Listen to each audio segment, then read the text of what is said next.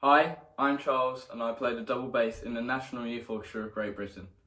Today I'll be showing you how to play the main theme of Jupiter from the Planets by Holst. But first, let me tell you a little bit about this NYO project.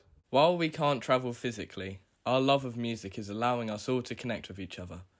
That's why here at NYO, we are inviting you to take part in a live socially distanced performance of Jupiter from the Planets by Holst on the 29th of May at 5 p.m. You can play along with family, friends, or absolutely anybody. You can even make your own remix of the Jupiter tune, or use it as a starting block to explore and communicate what it means to live together, but separately, on our unique musical planet. The first thing we notice in the music is the key signature. This passage from Jupiter is in E flat major, so any E's, B's or A's that we see, we have to look out for, because they're actually B flats, E flats and A flats. This passage is marked andante maestoso. Andante maestoso means slow and majestic, so that's how we're going to play this passage. The speed marked is also 69 beats per minute. That tells us how fast we're going to play the passage. Underneath our first note, we have a marking that tells us how loud we're going to be playing this passage. This marking is mezzo forte, which means moderately loud. You can play this by putting your bow into the upper half of the region between the fingerboard and the bridge. You need your opening dynamic to be loud enough so that it is notably moderately loud. However, it can't be too loud, otherwise there won't be enough difference in your forte or your fortissimos later on in the piece. I've put in a lot of my own fingerings and I'll talk you through some from bar 8. So in bar 8 we have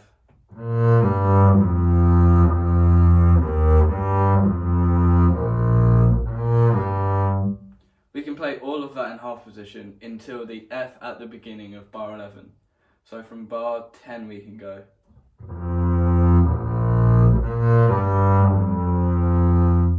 We can then put a 1 on the F in bar 11 to allow us to go.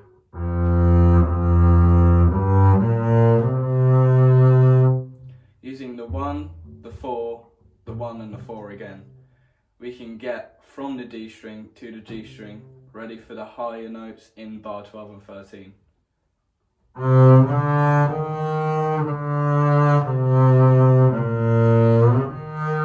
Shift up onto a 4 and then you have an open string on the G. And then back to half position again.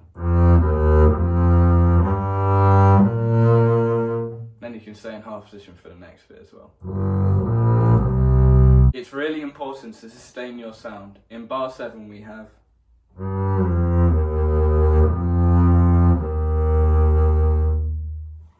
watch my bow as I play it again.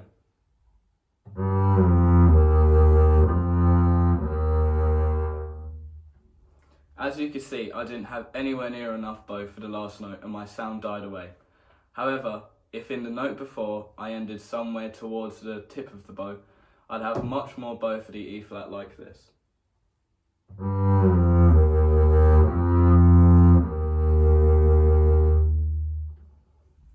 My sound then was continuous and I had too much bow.